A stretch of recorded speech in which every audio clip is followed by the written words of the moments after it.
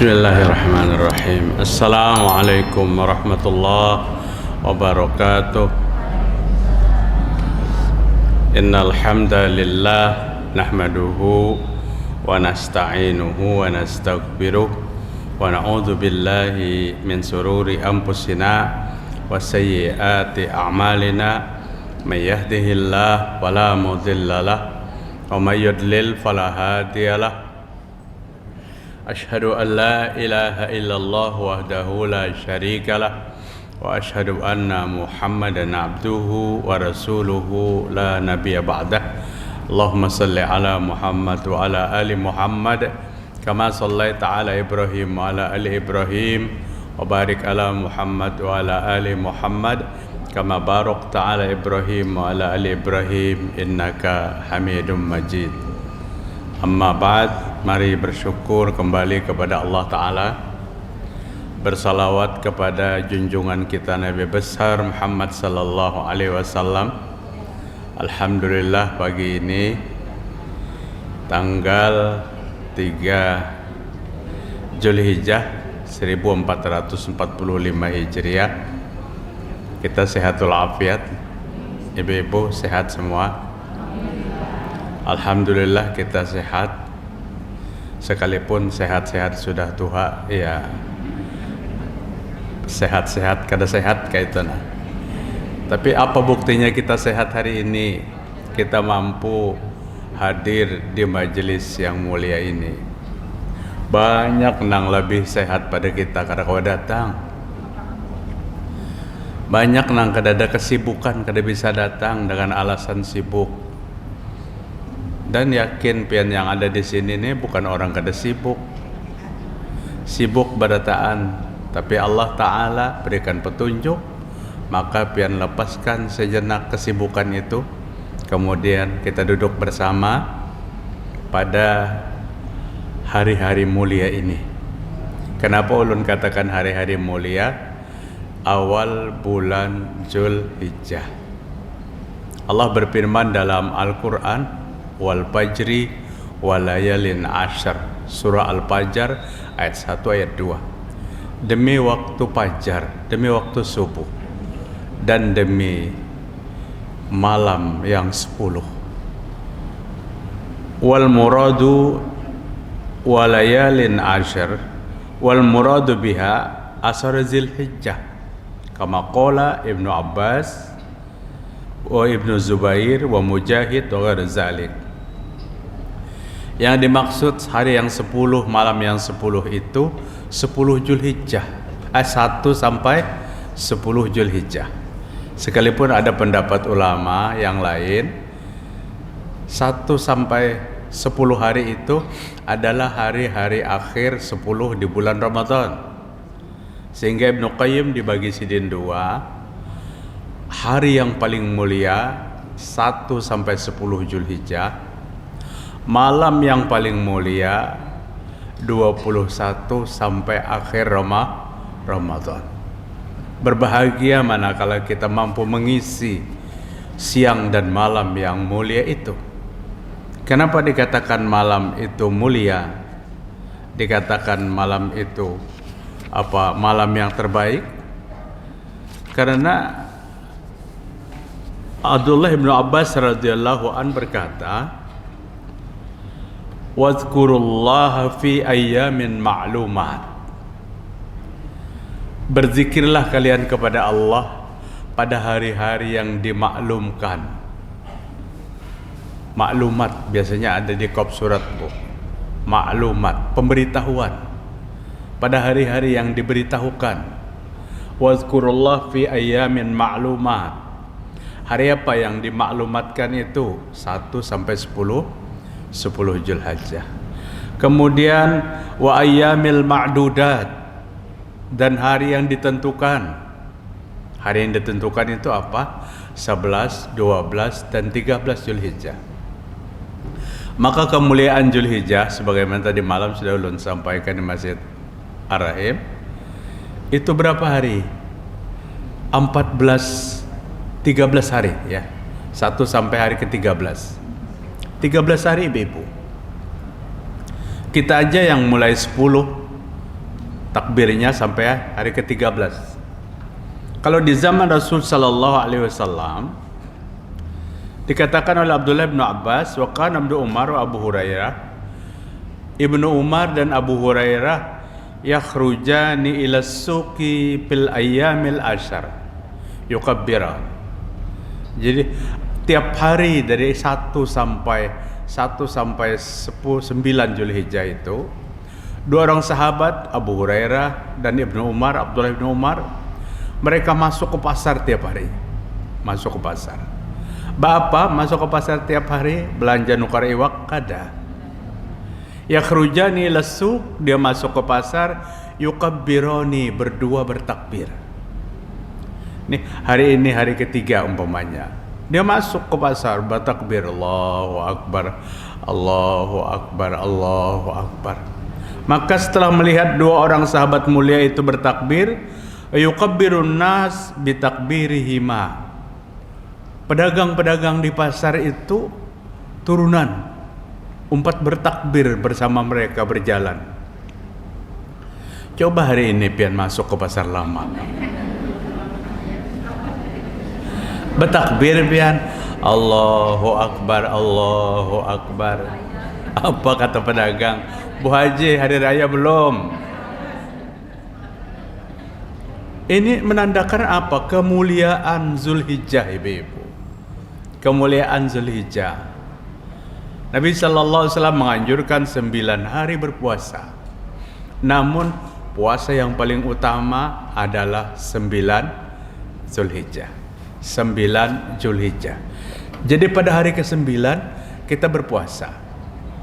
Terlepas hari ini Zulhijjah antara kita Indonesia dengan Saudi berbeda, ya. Silakan mengambil pendapat masing-masing. Pendapat yang pertama, puasa hari Arafah itu harus berbetulan dengan Arafah. Karena ujar Nabi, berpuasalah pada hari Arafah. Berpuasa pada hari Arafah. Dan padang Arafah itu di mana andaknya? Di mana, Bu? Kadada di Banjar atau padang Arafah itu kadada? Di Makkah. Berpuasalah pada hari Arafah. Padang Arafah di Makkah. Dan di Makkah 9 Zulhijjahnya pada hari Sabtu. Itu pendapat yang pertama. Boleh. Oh berarti hari Sabtu Ustaz sepuasaan. Silakan pian nang hendak hari Sabtu. Tapi apabila pian puasa hari Sabtu, berarti pian meyakini 9 Zulhijjah itu Sabtu, maka jangan berpuasa pada hari Ahad. Karena Ahad itu 10 Zulhijjah. Nah, itu. Nah, pendapat yang kedua, Arafah itu identik dengan 9 Zulhijjah. Kalau 9 Zulhijjah yang menjadi pembahasan, berarti kita berpuasanya di mana tempat kita tinggal dan ditetapkan 9 Zulhijjah itu hari apa? Hari Minggu. Oh berarti berdebat nih, nang mintuha hari Sabtu, nang minantu hari Ahad, kada perlu. Yang jelas pian jangan 2 hari.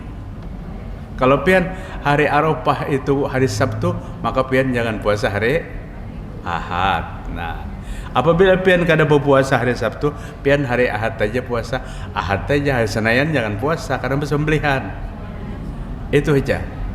Yang penting kita cari perbedaan ini jangan menjadikan hubungan kita kada baik. Ada sebuah pembahasan di mana mereka berpendapat bahwa berpuasa itu pada hari di mana 9 Zulhijjah kita tinggal. Artinya hari ini kita di Indonesia. 9 Zulhijjah itu jatuh pada hari Ahad. Siapa yang hendak puasa hari Sabtu, tutulah ke Makkah sana. Artinya ini satu ucapan yang tidak perlu diucapkan. Tendensius ucapannya. Menyakitkan, tidak menghargai perbedaan. Bukankah dalam Islam ini penuh adanya imam mazhab itu karena berbeda. Imam Abu Hanifah, Imam Malik, Imam Syafi'i, Imam Ahmad, karena beliau berbeda. dalam merujuk kepada hadis sahih. Jadi kan ada, oh berarti ini Imam Syafi'i benar, Imam Ahmad salah, Imam Ahmad benar, Imam Abu Hanifah salah. Kan ada. Mereka merujuk kepada hadis-hadis sahih dalam merujukan pendapat-pendapat yang mereka bisa diterima. Maka pada satu saat seorang tokoh yang tidak pernah kunut pada subuh, kemudian dia sholat di masjid yang kunutan subuh, dan kebetulan sidin disuruh jadi imam. Siapa tokoh itu? Buya Hamka. Buya Hamka sholat subuh bersama ke Haji Idham Khalid, dulu ketua PBNU. Disuruh Buya Hamka menjadi imam sholat subuh. Karena makmumnya pakai kunut semua, pakai kunut. Ada seorang tokoh kita, mantan pimpinan pusat Muhammadiyah, Kiai Fakhruddin, diundang buka puasa bersama di rumah, di tempat pondok keluarga Gus Dur. Beliau bersahabat. Setelah buka puasa bersama sampai kepada sholat tarawih berjamaah, maka Allahyarham Gus Dur menunjuk kepada Kiai Fakhruddin, pimpinan Muhammadiyah, untuk menjadi imam sholat tarawih. Ibu-ibu, beliau disuruh yang tiap tahun tuh 11 rakaat, disuruh mengimami tarawih di jamaahnya yang 23 rakaat, tapi orangnya bijak. Kata Kiai Fakhruddin, jamaah sekalian, kita ini tarawihnya tarawih versi mana? Tarawih versi Muhammadiyah, tarawih versi NU. Semua di belakang menjawab, versi NU. Iya, kata beliau, siap. Beliau jadi imam. Allahu Akbar. Sampai 8 rakaat itu sama sudah lawasnya, 2 kali yang 23 rakaat. Ayatnya panjang, bacaannya bagus, kadang kayak kita kayak lomba lari. Ini 2 kali 23 sudah tuntung, sidin baru 8 rakaat. Beliau nengok lagi ke belakang, bagaimana kita teruskan?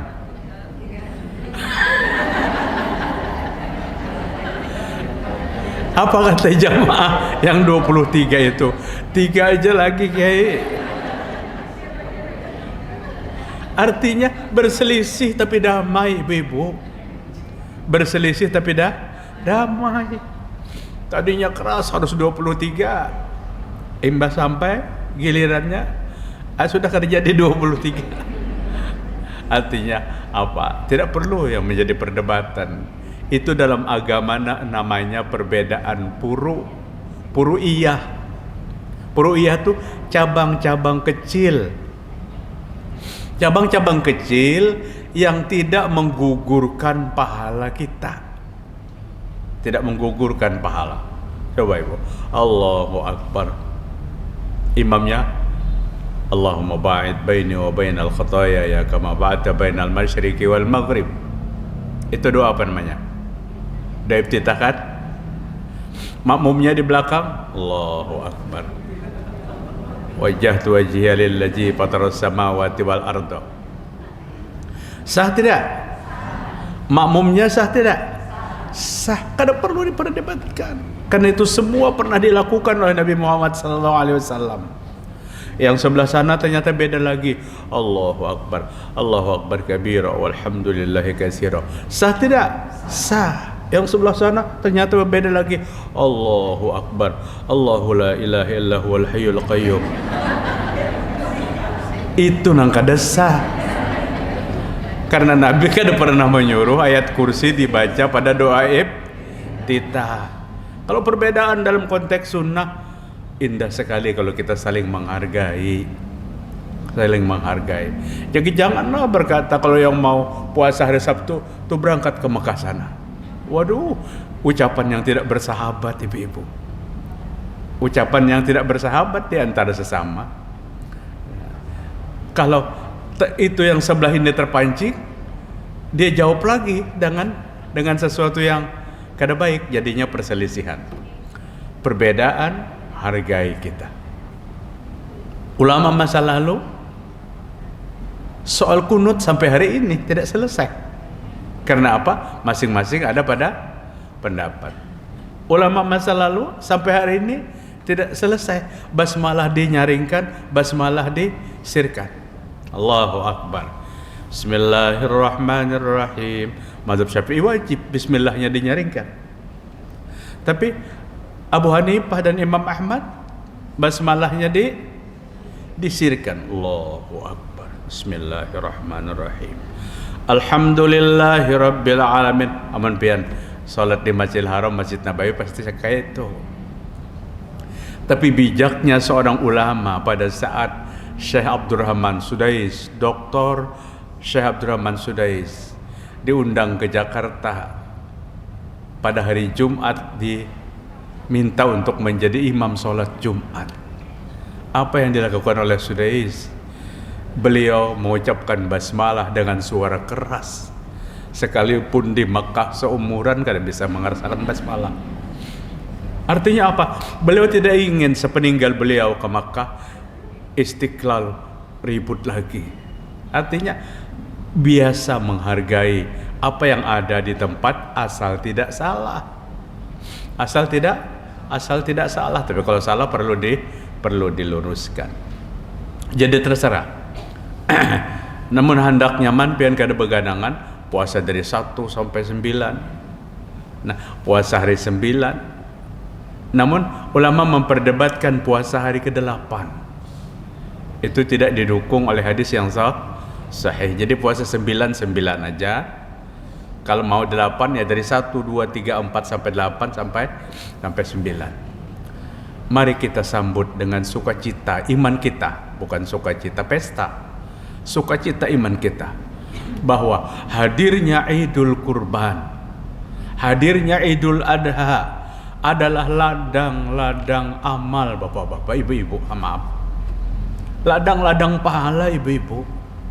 Nabi Muhammad SAW menyuruh berzikir, bertasbih, bertahlil, bertahmid. Nih hari-hari ini bacaan apa yang maksud di sana? Tasbih, takbir, tahlil. Subhanallah walhamdulillah wala ilaha illallah wallahu akbar. Masuk tuh subhanallah tasbih, walhamdulillah tahmid, wala ilaha illallah zikir, wallahu akbar takbir. Lengkap. Maka kata Nabi Muhammad SAW, satu kalimat itu dibaca 1 kali oleh seseorang, lebih aku cintai daripada tempat yang disinari oleh matahari. Apa yang disinari oleh matahari? Bumi, ibu-ibu. Seluas bumi ini lebih Nabi senang sekali subhanallah walhamdulillah wala ilaha illallah wallahu akbar. Banyak sekali amaliyah-amaliyah ringan yang ganjaran pahalanya banyak. Maka kita tuh suka nangka itu. Kita senang menang amalnya kada tapi banyak, pahalanya banyak. Beda dengan sahabat Nabi Ali, kata Nabi lawan Ali bin Abi Thalib, apa yang paling kamu senangi di dunia ini? Maka Ali berkata, as-saumu bis-saib. Ya Rasul, saya ingin berpuasa di saat panas yang sangat terik. Amun di panas terik di Madinah luar biasa ibu-ibu. Kebetulan jamaah haji kita musim panas. Panas luar biasa. Tapi di tengah panas itu senang para sahabat beribadah dengan penuh perjuangan. Sampai pada titik waktu berbuka puasa, maka mereka sangat berbahagia, berjuang keras sampai berpuasa. Kita berpuasa juga tiap hari, tapi di kolam renang siang malam kada banglah. Pagi tadi ulun di kolam renang sudah buat tadi. Ada ibu-ibu tadi yang sudah di sana udah dulu kolam renang. Jadi kami kan ada bersinggahan ke rumah nih dari kolam renang langsung bersalin. kesini aja. Artinya mudah-mudahan bisa sehat lahir batin. Allah berikan kesehatan kepada kita. Maksud ulun apa? Bulan puasa musim panas sudah kita tuh banyak orang tua nang berandam di banyu. Mau kekanakan tuh sudahnya berandam di banyu. Masih mending lamun berandam di banyu 2 kali makan bebiraga kada ingat. Nah ini banget lagi nih, banget lagi. Tahu aja dimakan tuh sisa sahur malam tadi tuh kada mungkin kada ingat. Tapi kayak makan gak pian. Oh udah kada ingat disedian puasa. Amun bujur kada ingat, maka ujar Nabi dia telah mendapatkan sajian dari makanan surga. Kenapa? Karena orang lapar sidin kenyang. Ibu-ibu rahimakumullah. Ada 3 wasiat ibu-ibu ya. Ada 3 wasiat Rasul sallallahu alaihi wasallam kepada Khalifah Ali bin Abi Thalib radhiyallahu anhu. Siapa Ali itu? Orang yang sangat dekat dengan Nabi, di samping kedekatan kerabat, kedekatan sahabat, dan kedekatan keimanan. Kerabat Ali lawan Nabi ini sepupu sekali. Radhiyallahu an. Allah meridhai kepada Ali bin Abi Thalib. Nabi kita Muhammad sallallahu alaihi wasallam dengan Ali kuitan badang sanak. Kuitan badang sanak itu sepupu sekali. Di waktu Ali sudah dewasa, maka Nabi menyuruh Ali itu menikahi anaknya, anak Nabi. Namanya siapa?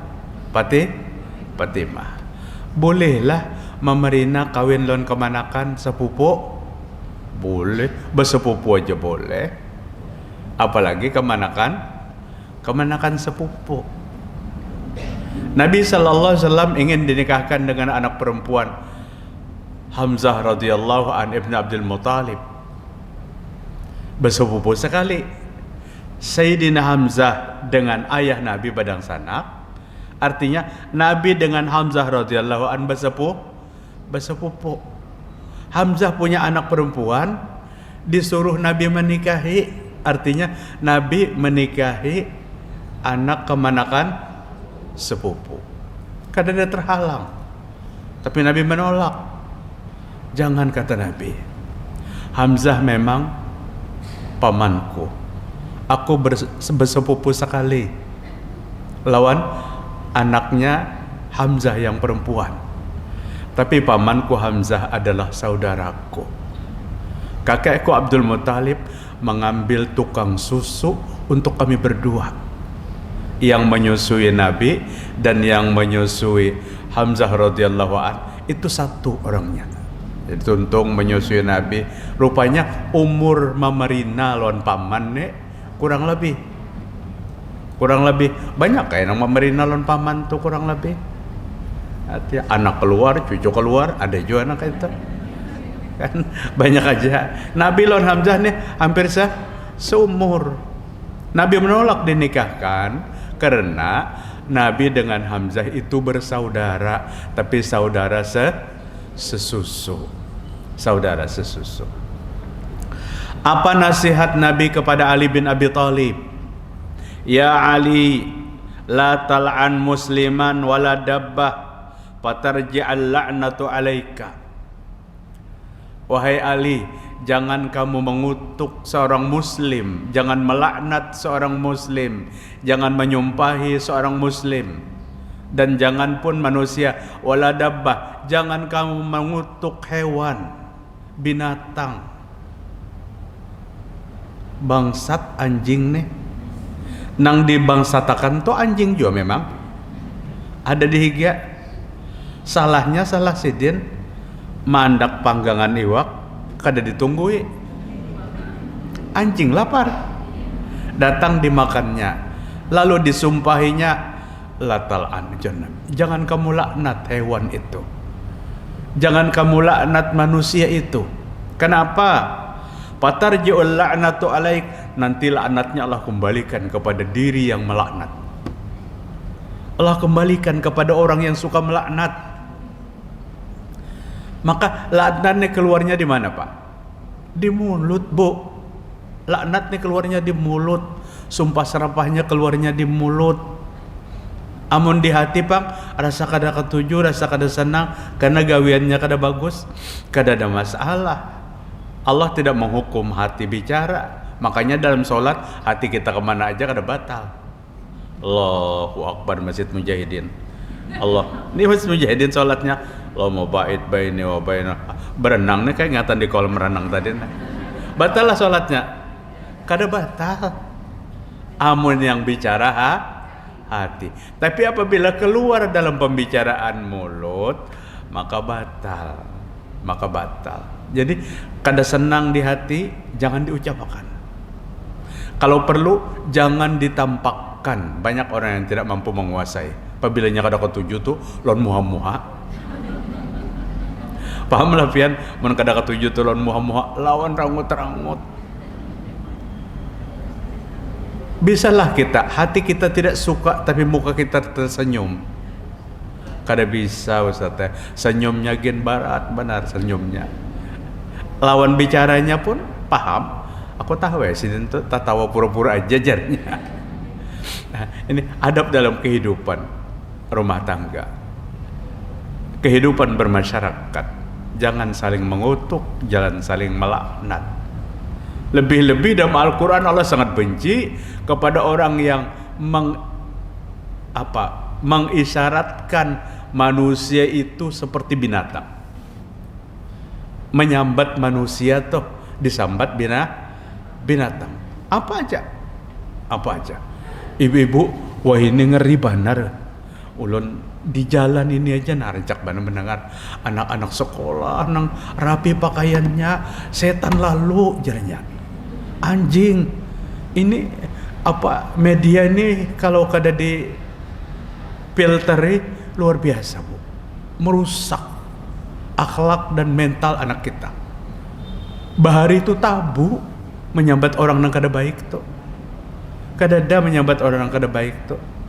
Maka kata Ibnu Qayyim, orang yang cerdas itu otak diletakkannya di depan mulut, pikir akan dahulu hanya bebendir. Dan orang yang jahil, orang yang bodoh itu otak diletakkannya jauh di belakang, mulut yang berperan, ngoceh ke sana ke sini tanpa pikiran. Bagus sekali Imam Syafi'i mengatakan, kalau kita tidak mau disakiti orang lain, janganlah kita menyakiti orang lain. Mun bahasa arwah kai bahari, kibit dulu seorang, hanyar mengibit. Oh sakit bang, berarti orang sakit juga. Orang sakit juga. Bagus nasihat ini ibu, luar biasa nasihatnya. Yang kedua, nasihat Nabi kepada Ali bin Abi Thalib. Ya Ali, la tu'ayyir ahadum bima ma min lahmin illa wa fihi azmun wala kafaratul ghibah hatta yastahillahu wa yastaghfir lahu. Wahai Ali bin Abi Thalib, jangan kamu mencela seseorang yang ada kekurangan fisiknya. Ada kekurangan fisiknya. Maaf benar ulun ingin sampaikan sekedar memudahkan paham. Sepicak nenek. Memang orang kadang melihat. Jangan kamu caci kekurangan yang ada pada diri seseorang. Ini pesan Rasul sallallahu alaihi wasallam. Maka ngarannya tuh hampir punah, pupus, kada keingatan lagi ngarannya bujur kada tahu orang. Tapi yang dikenal siapa Ancau. Kenapa jadi Ancau? Orang tinggi benar. Ngarannya bujur kada tahu siapa ngaran Ancau tuh. Maka ada melihat KTP-nya, oh ini pengarannya nih. Jadi kekurangan fisik jangan dijadikan cacian, ejekan. Kenapa? Wala kafaratul ghibah, karena dosa ghibah itu kada ada pengampunannya. Tidak ada kiparatnya. Kada ada kiparatnya. Illa kecuali ayyastahillahu, kamu minta halal kepada orang yang kamu gosip. Kamu minta halal kepada orang yang kamu beritakan hoak tentang dirinya, hanya ada pengampunannya. Au yastaghfir lahu, atau kamu meminta ampun kepadanya. Ya tadi ulun sering sampaikan, seorang ulama berpendapat cukup dengan menyampaikan berelaanlah kita lahir batin ujan nang saiku, sama-sama kita berelaan. Biasanya momen ini pada saat Idul Adha dan Idul Fitri datang. Padahal berelaan itu jangan menunggu Idul Adha. Busiah kada sampai Idul Adha belum berelaan lalu meninggal, maka hancur. Jadi mantap nah ragap bebisik berelaan lah kita. Cuma nang dibisikin curiga. Salah apa garangi kamu nak kojarnya. Nah, ini mulai itu salah apa garangi kamu nak kok. Lalu kaku kada kau menjawab didesaknya terus nih, didesak. Lalu dibukanya rahasia itu. Oh mun itu aku kan merelakan jarnya. Nah, jadi ibu-ibu jangan banyak berbasa-basi tentang hal itu. Ya kita ampun maaf lahir batin. Sudah selesai. Sudah selesai. Karena ghibah, gosip itu kada ada ampunannya kecuali istahalla. Kita minta halal, yastahillahu wa yastaghfiru, minta halal kepada orang yang digosip itu dan minta ampun kepadanya. Kemudian yang terakhir, yang ketiga, ya Ali, ma khalaqallahu fil insan abdul minal lisan. Wahai Ali, sekujur tubuh manusia ini yang Allah ciptakan, tidak ada yang lebih daripada mulut. Lebih daripada mulut tidak ada. Karena dengan mulut seorang akan masuk surga, dan dengan mulut seseorang akan masuk neraka. Jadi yang paling tinggi fungsinya mulut.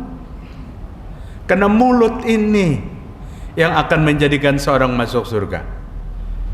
Pada saat menjelang kematian, mulutnya berkata, la ilaha illallah, dakhalal jannah, kata Nabi, masuk surga. Dengan mulut dia masuk neraka. Mulai hari ini aku kada percaya lagi lawan Islam. Aku keluar daripada Islam, aku pindah ke agama nenek moyang kami bahari. Kenapa Bu jadi pindah ke agama itu? Pian, karena itu agama Nini Datuko. Padahal umurnya sudah berapa? Lebih 70 tahun ibu-ibu. Tidak takutkah satu saat nanti datangnya kematian? Jangan berumur 70 tahun, nang 17 tahun pun hati-hati. Ini sudah 70 tahun. Dia tinggalkan Islam. Dia kembali katanya kepada agama nenek moyang.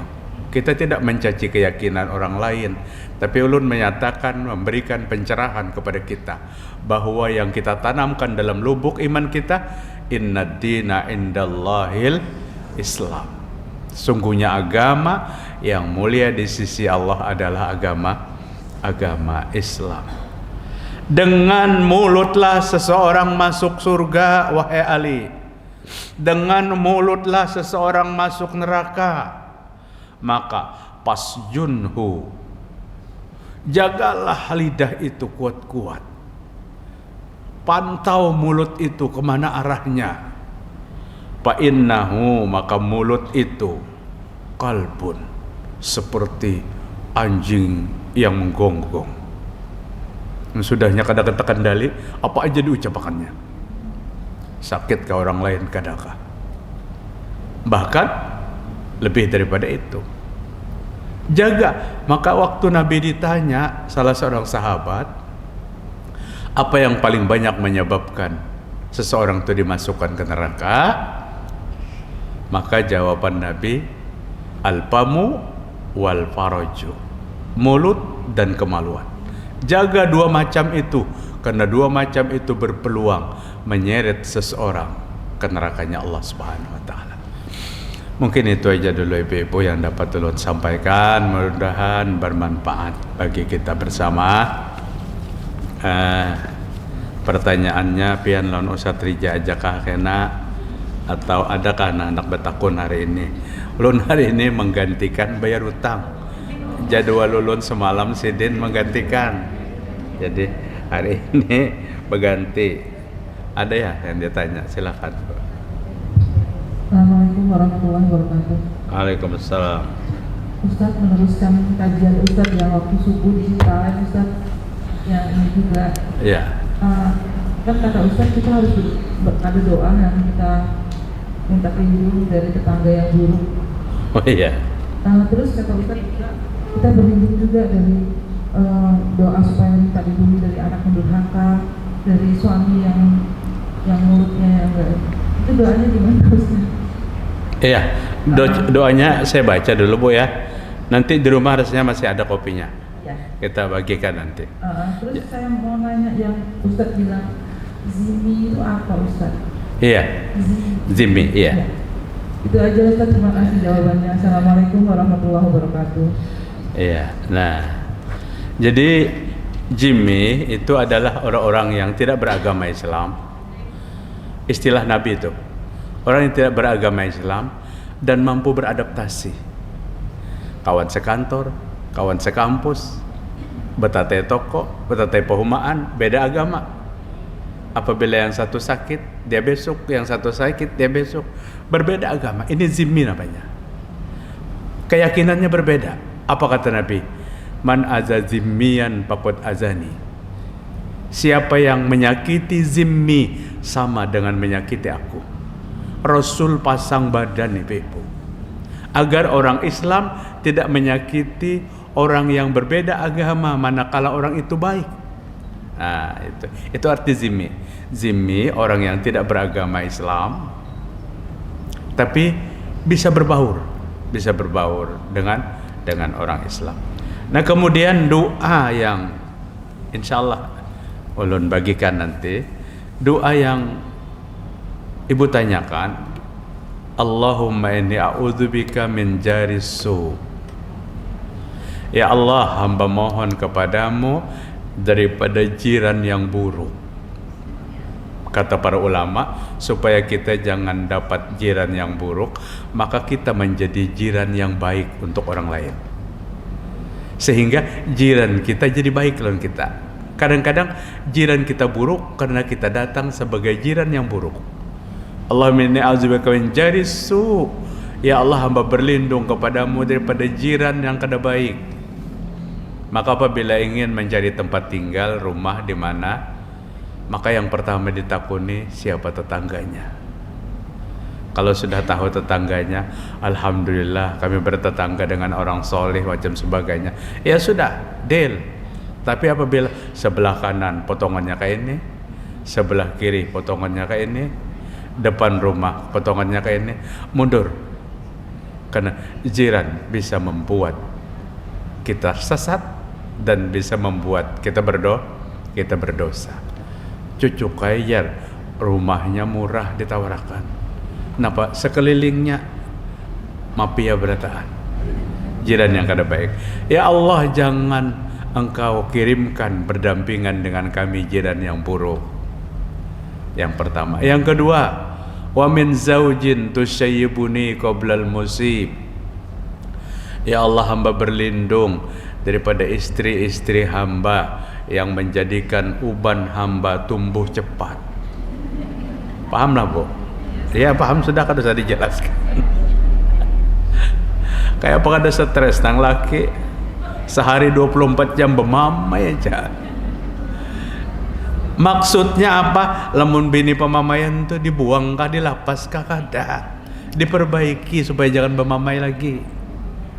Tidak mengerti agama, diajari agama.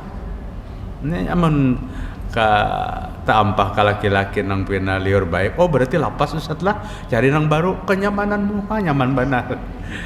Perbaiki. Ya. Kemudian wamin waladin. Hamba berlindung daripada anak hamba ya Allah yang seolah-olah menjadi bos di depan hamba. Mak, ambil tuh mak. Oh, kucak tapasan malah. Karena ulun datang tinggal makan. Waduh. Bujur aja anak tuh bagawi. Tapi kada cukupkah seumur itu mamanya merawatnya sampai dewasa? Jangan jadi tuan di hadapan orang tua. Nabi berlindung. Wa min malin, kata Nabi, ya Allah, hamba berlindung daripada harta yang kau titipkan kepada hamba, menjadikan hamba disiksa karena harta itu. Jangan kau titipkan harta, ya Allah, kepada hamba yang dengan harta itu hamba disiksa. Itu diantara 4 doanya. Kalau ada salah, fotokopi masih ada, tinggal diperbanyak. Kan dulu pernah dibagikan juga doa itu. Adalah lagi, cukupkah? Ayo, silakan. Assalamualaikum warahmatullahi wabarakatuh. Assalamualaikum. Pak Ustaz, saya ingin bertanyakan masalah puasa yang dari 1 sampai 9 Zulhijjah. Kan ada sebagian yang mengatakan hadisnya lemah, tapi ada lagi yang mengatakan itu diperbolehkan. Karena kita sudah ada semacam keraguan dan keterlambatan keinginan keinginan ingin puasa 9 hari, ternyata ada yang melakukan kayak gitu, terlambatkan kita 2 hari. Bagaimana Pak Ustaz kalau kita dari hari sekarang sampai ke hari ke-9 kita puasa, apakah itu bisa? Ya. Itu aja. Ya, Bu.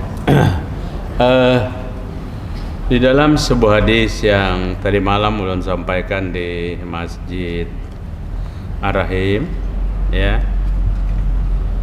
Rasul sallallahu alaihi wasallam bersabda dari salah seorang istrinya, berkata, kana Rasulullah sallallahu alaihi wasallam yasumu tis'azul hijjah.